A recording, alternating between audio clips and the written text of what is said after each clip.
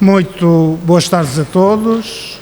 Senhora Diretora da Unidade Geográfica de Portugal e Espanha, da DG Régio, caras e caros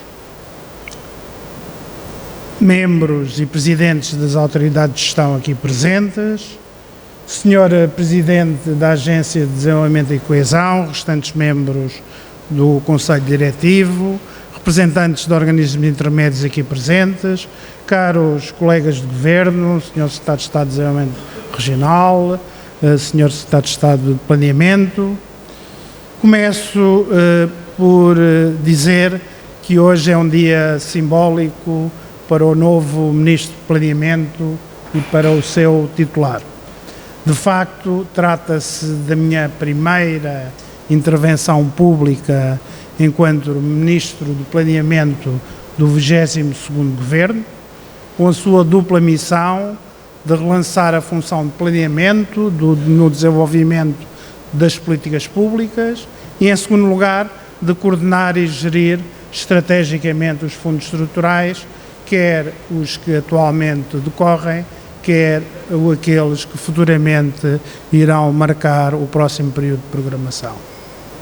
Permitiu o calendário de execução do Portugal 2020 que fosse este o momento da conclusão dos trabalhos de avaliação, da operacionalização de dois instrumentos relevantes de planeamento no atual quadro financeiro. Refiro-me às estratégias territoriais, que vão ser objeto de uma segunda parte desta tarde de trabalho, e as estratégias de especialização inteligentes. Ora, não poderia existir melhor oportunidade para o Ministro do Planeamento fazer a sua primeira intervenção pública no âmbito da sua missão. De facto, após formular e monitorizar as políticas públicas, a função planeamento integra como componente do corpo inteiro a sua avaliação. A circunstância da avaliação incidir ela própria sobre um processo de planeamento, a RIS3, traduz em linguagem corrente na cereja em cima do bolo em termos da temática deste seminário.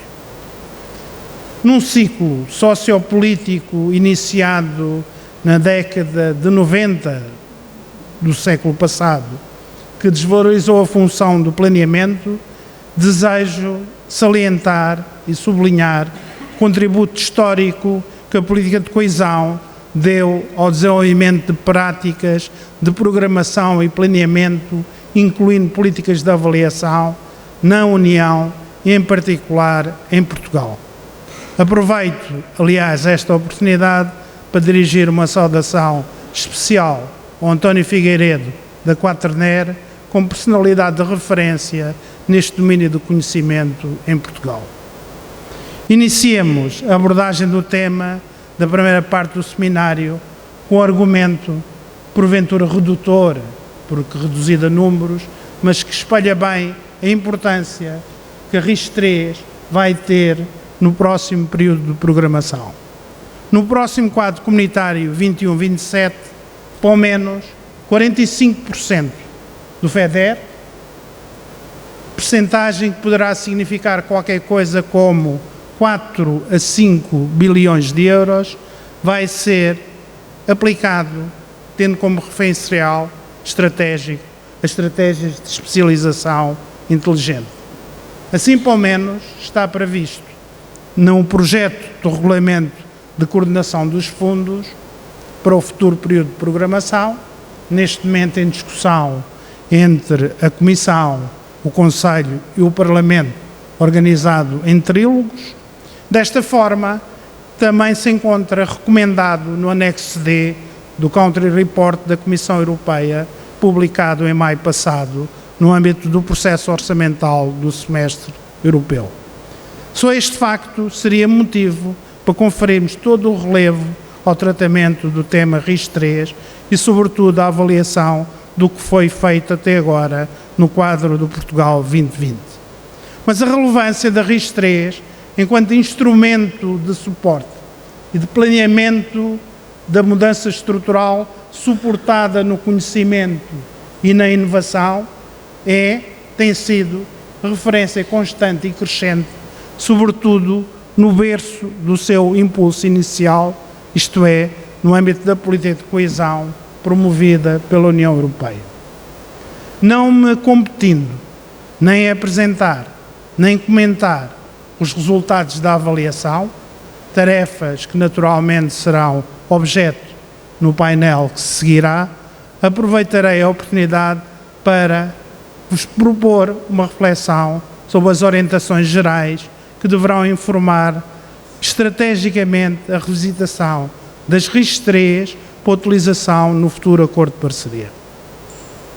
Em primeiro lugar, quero-vos propor uma reflexão sobre os próprios programas de inovação, sobre os próprios programas de apoio ao crescimento sustentados na inovação e no conhecimento. Muitos destes programas de inovação, ou até simples iniciativas de upgrade tecnológico, apresentam, por vezes, resultados em termos de outputs globais, em termos económicos, como, por exemplo, ganhos de produtividade, de produto ou até de rendimento, bastante longe dos desejados, quando comparados com os elevados investimentos efetuados nos meios tecnológicos, quer nas empresas, quer na infraestrutura e na envolvente de apoio. Este paradoxo ganha ainda maior expressão quando constatamos a presença de empresas de sucesso ou organizações de apoio de excelência, quer nas universidades, quer na envolvente. A razão de ser maior desta aparente contradição, que se pode observar, aliás, de uma forma bem evidente, nas nossas duas maiores regiões, no Norte e no Centro, é a coexistência destas unidades e empresas situadas na fronteira da excelência, com muitas outras, onde os efeitos de spillovers ainda não se fizeram sentir por insuficiência dos processos de demonstração, difusão e disseminação. As empresas com processos bem-sucedidos de inovação constituem-se, muitas vezes, vezes demais, em ilhas de inovação, por vezes com uma implantação de enclave nos territórios, tendo dificuldade em alargar ao restante tecido produtivo os efeitos positivos gerados. É por isso mesmo que iniciativas e programas como as estratégias de especialização inteligente não poderão deixar de incorporar no futuro uma atenção substantiva a atividades deste tipo de demonstração, difusão de boas práticas, de promoção de redes, de atividades de clusterização, tudo como formas de promover a transferência de conhecimento e de experiências bem-sucedidas.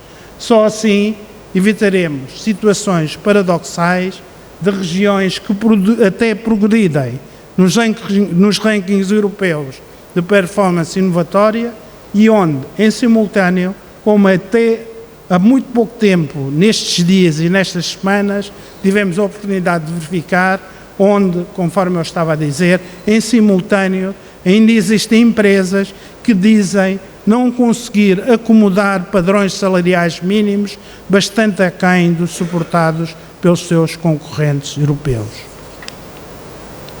Segunda questão. A política de inovação, puxada e definida pelas estratégias de especialização inteligente, é de uma nova geração.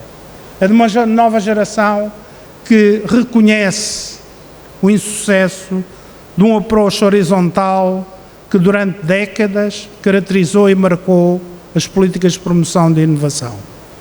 Parece, assim, ter aproximado de uma visão que one does not fit all, reconhecendo que cada território, cada agregado económico poderá apresentar especificidades ou condicionalidades que obriguem a ter um fato à medida ou, no mínimo, adaptações ao modelo standard.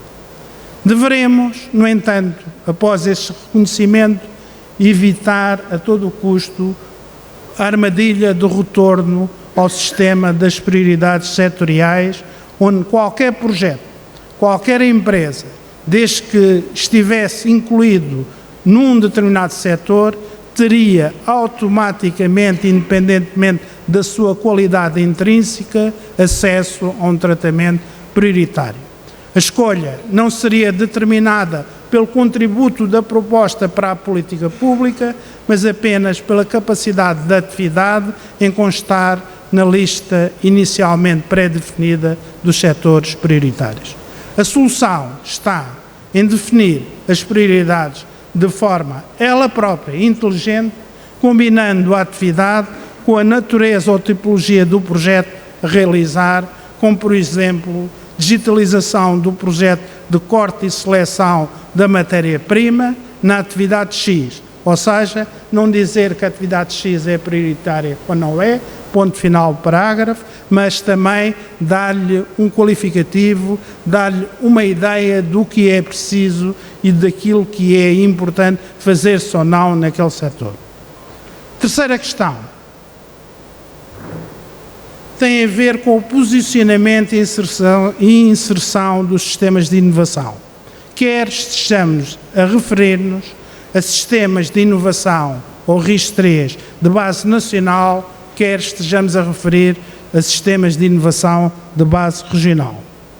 Temos de ter a noção que num contexto marcado por uma crescente globalização, que a digitalização tenderá a acelerar, não faz sentido pensar que estas estratégias possam desenvolver-se, crescer e consolidar-se numa perspectiva de autarcia tecnológica e de autossuficiência de conhecimento e de tecnologias. Sendo verdade que cada região ou setor tem de se afirmar com um acervo próprio de acumulação de conhecimento, competências e de vantagens competitivas, não é menos certo que muitas delas terão de ser obtidas através de parcerias e participações em redes e cadeias nacionais, internacionais e globais. A diferenciação e a especialização dos sistemas de inovação tem de observar os requisitos cada vez mais exigentes de economias de escala, de massa crítica e de existência de recursos humanos qualificados. Nenhum sistema regional de inovação poderá aspirar a ser completo e autossuficiente. O próprio Sistema Nacional de Inovação terá de se completar com as redes europeias e, assim, todos em cooperação constituirão certamente uma rede capaz de apoiar aquilo que é e será o modelo de transformação do conjunto da economia portuguesa. Finalmente, um último alerta de reflexão global, que tem a ver com o modelo de governação, que tem a ver com aquilo que muita gente já disse a propósito da RIS3, que na RIS3 é quase tão importante o processo como o produto, como o objetivo. É por isso mesmo é que nós temos de ter e desenvolver e dedicar particular atenção ao modelo de governação. Temos, naturalmente, de ter em vista os nossos objetivos, mas também temos de ter a consciência, para atingir os objetivos, temos de ter um modelo de governação adequado. E temos de ter um modelo de governação adequado, porque temos de consciencializar-nos que, ao preconizar uma escolha a priorística de prioridades num contexto de incerteza dos ciclos e contextos económicos, políticos e sociais, a natureza das RIS3 comporta riscos acrescidos de resultados não conseguidos. A acontecer tal resultado, a responsabilidade principal será sempre, e convenhamos, com propriedade, imputada aos responsáveis políticos e públicos. Por isso mesmo, a única forma de mitigar a probabilidade de insucessos será a de se adotar um sistema de governação muito participado pelos próprios atores da mudança que se quer. Mais ainda, os detalhes da agenda de inovação deverão ser deixados à arbitragem desses mesmos atores externos à decisão pública. As atividades de descoberta empresarial, muito bem tipificadas nas RIS3, inscrevem-se nesta categoria e deverão ser objeto de particular atenção. Só com um modelo de governação deste tipo teremos uma avaliação mais perto do mercado, próxima dos sinais emitidos e das expectativas e indutora, sobretudo, de rápida introdução de medidas de correção de rota. Trata-se de uma atividade de avaliação também, mais ongoing, mais próxima do conceito anglo-saxónico de assessment, se quiserem, tão útil para obtermos propostas, quer em cima da operação, que ainda nos permita corrigir o tiro nos programas, neste caso das RIS3, para obter os resultados desejados. É este modelo de governação que nós precisamos para conseguir obter os objetivos em contextos voláteis, em contextos de mudança, em contextos de incerteza. Para finalizar, quanto à arquitetura da RIS3, no atual período de programação, Portugal optou pelo desenho e implementação de uma Estratégia Nacional de Especialização Inteligente, a ENEI, e 7 estratégias regionais. Trata-se de uma arquitetura com uma lógica evidente de construção. Trata-se de uma lógica que deve ser mantida e consolidada. Mas julgo ser objeto de consenso generalizado a necessidade de ser reforçada uma lógica de coordenação entre estas diversas estratégias, sobretudo entre a ZEREI e a ENEI, mas também há alguns aspectos entre algumas EREI entre si. Todo o nosso esforço de correção e melhoria de sistema deverá ser orientado para o sistema das RIS3 para o futuro. Todas as RIS3, nacional e regionais, devem ter como ponto estratégico de partida e também como objetivos de chegada os que vierem a ser descritos na estratégia mais global, na estratégia 2030, que brevemente será aprovada pelo Governo no âmbito dos trabalhos de preparação do próximo acordo de parceria. Estes trabalhos em curso deverão ser revisitados à luz desta estratégia 2030. Estavam a referir aos trabalhos em curso que, quer no âmbito da ZEREI, quer também no âmbito da ENEI, estão neste momento a serem concretizados, mas estava eu a dizer, todos estes trabalhos em curso deverão ser revisitados à luz desta estratégia 2030 e com uma seguinte metodologia. Naturalmente, definindo uma ENEI que conterá todas as prioridades nacionais e que devem ser aplicados a todo o território nacional, aos quais se seguirão definições de EREIs para cada região, que a partir dessa mesma ENEI e das suas prioridades deverão, a linha A, adaptar em termos de condições as prioridades nacionais. Portanto, uma fase adaptativa das prioridades nacionais, se assim for entendido no debate que se gerará. Adicionar prioridades não contempladas na ENEI. Também é possível adicionar, face a potencialidades identificadas nos diagnósticos, adicionar prioridades. E, no limite, não aplicar por falta de vocação, por falta de condições, por razões que têm de ser explicitadas e justificadas, as prioridades nacionais. Ulteriormente, terão de ser definidas regras para a utilização da ENEI e das EREIs nos mecanismos de financiamento de natureza nacional ou regional, designadamente os relacionados com os fundos estruturais. As RIS3 foram e estão sendo experiências inovadoras no seu método e nos seus objetivos.